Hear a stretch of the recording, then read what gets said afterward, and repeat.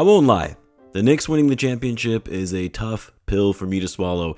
As a Bulls fan, a diehard fan who's been following and watching this team since the 90s, I hate the Knicks with every fiber of my being. And that's never going to change, sorry to say, but if you're a true Bulls fan, you cannot like the Knicks. It's blasphemy.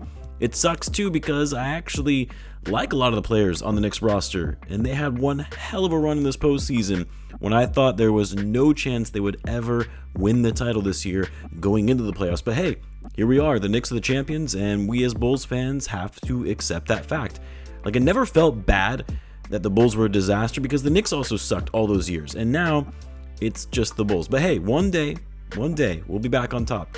I can promise you that. Might not be in my lifetime, but one day we'll be there. We'll get to see them hosting the Larry O'Brien Trophy. But at least that's what I have to tell myself to not get too depressed seeing the Knicks win the championship. But look, that's not really what I want to talk about here, is the Knicks winning the title, especially since this is a Bulls channel. But rather, I wanted to talk about what we can learn from all of this, what the Bulls can learn from this, and maybe this potentially being a good thing as a sense of motivation for the Bulls going forward. Let's talk about it. So what's going on, everyone? You're listening to Bulls Central here. Hope you're all doing well. Now, I hate to beat this topic like a dead horse because it's more or less going to be irrelevant now with the lottery reform, but it's the tanking versus anti-tanking debate that became such a heated topic that divided a lot of Bulls fans the last couple of years, whether tanking is a viable strategy and can put you on the best path to landing top-tier talent, or tanking, in fact, instilling a losing mentality, losing culture, and horrible for player development for the guys that you actually do have on your roster, and that nothing is guaranteed. The draft lottery and the draft itself is a crapshoot, and that you never know if it's going to pan out. Now, if you guys have been following my channel for some time now, you know where I stand on this. While I think there are, of course, benefits to tanking and rebuilding in general, tanking, losing on purpose, being bad season after season to try and get lucky in landing a top pick is not a strategy. Sure, you might get lucky and land a once-in-a-generation level talent that comes around once a decade, but that's not a viable strategy. That's just gambling. And the argument of, well, if you give yourself better odds, you'll have a better chance of landing a top pick. So it's not all luck, right? No, that's a gambler's fallacy. At the end of the day, nothing is guaranteed. And look, the reason I bring this up, because we've been hearing for so many years now that the only way to truly build a contender is through the draft.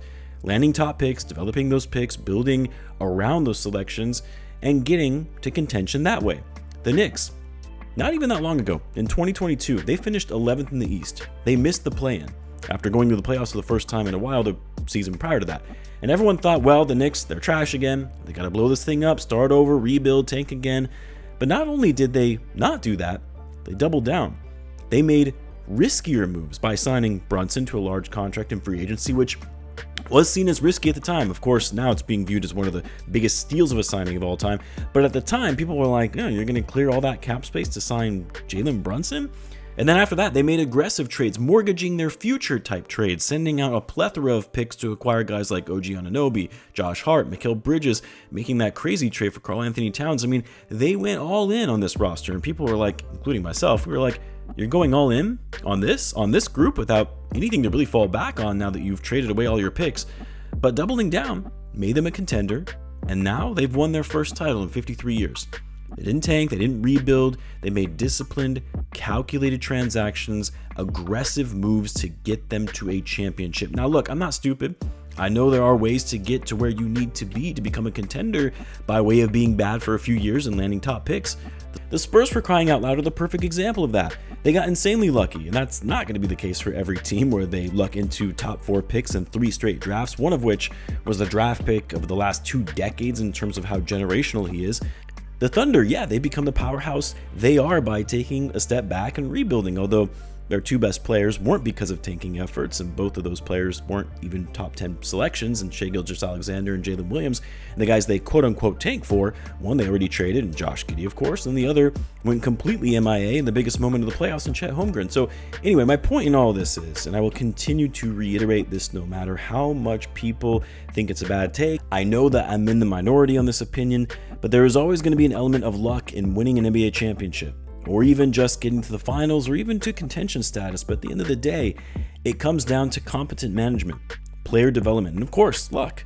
Without those first 2 things, though, Without the infrastructure of an organization that knows how to set up a roster for success, it doesn't matter how lucky you get. You're never going to win. There have been so many teams throughout the years, even the ones that have gotten lucky, that landed multiple top picks year after year, that didn't get anywhere because of their lack of competence, because they couldn't develop their most talented players. They didn't know how to get the most out of their talent. None of it matters if you don't have the right leadership in place. Getting lucky is nice, it's helpful, but it won't mean anything if you don't have proper management. Now, this isn't meant to be an I told you so moment, because as I've said before, with the new lottery structure in place, tanking is no longer going to be viable. There's even going to be more of an element of luck to it than there ever was before, so this tanking versus anti-tanking debate is moot. But the reason I bring this up, and that what the Knicks did, that ultimately led to them winning the title, because I'm not suggesting the Bulls get reckless and just trade away all their future assets for more established players to try and contend like the Knicks have done, but more so, just how important it is and how it's going to be for this new front office when it comes to talent assessment. Not just in the sense of drafting well, that still needs to happen, but talent assessment across the league when it comes to making smart and calculated trades, knowing the right guys to make a big push on for, say, the OG Anunobys of the world, the Mikal Bridges of the world, understanding what players in the league are going to fit the exact roles that you need for your team, making those calculated risks that some might say is too aggressive, but in reality is just the right piece that you need.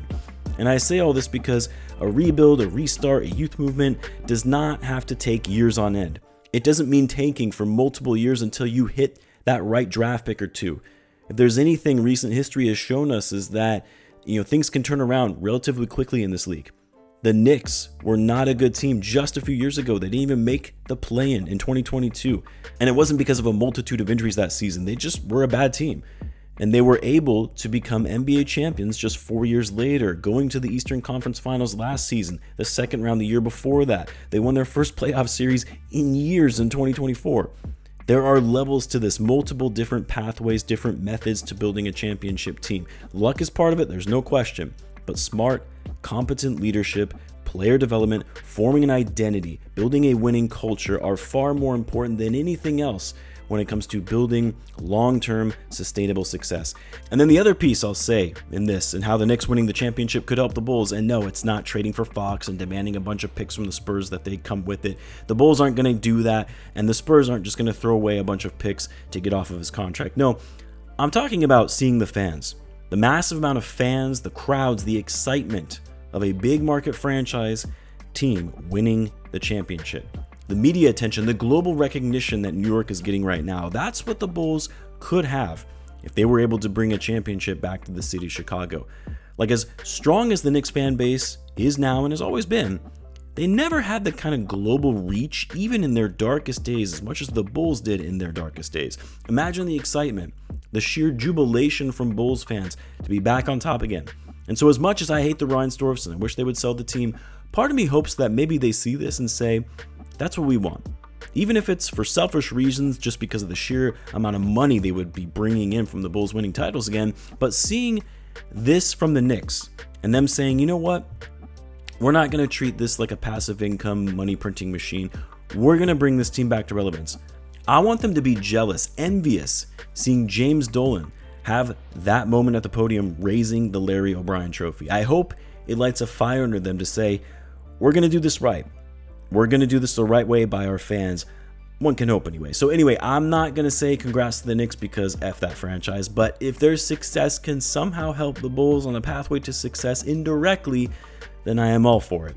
Anyway, let me know what you guys think. Let me know in the comments. As always, be sure to subscribe, and I'll see you in the next one.